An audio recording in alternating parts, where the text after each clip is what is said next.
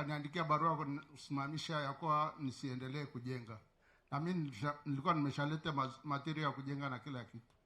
Hiyo ndio kero yangu. Mkurugenzi, umetoa barua mwenyewe na baadaye umesimamisha mwenyewe.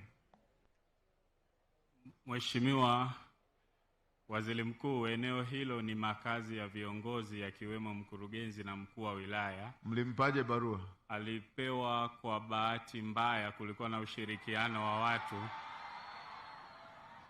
akapewa, lakini tumemwandikia barua ya kufanya uthamini ili alipwe gharama zake, kwa sababu tusingeweza mazingira ya pale sio mazingira ambayo anaweza akaishi yeye kama yeye, kwa sababu awali alitaka kujenga kituo cha mafuta kati ya nyumba ya mkurugenzi na makazi ya mkuu wa wilaya. Matumizi hayo yasingewezekana. Mlimpaje barua? Nyinyi mnakuwa mnatoa barua kwa eneo msilolijua? Alipewa mwaka nadhani 2000 huko, kulikuwa kuna makosa, kwa hiyo tulimwandikia ili afanyiwe tathmini, alipwe gharama zake ili maeneo yale yawe chini ya umma. Ili lingefanyika kwako ungefurahia?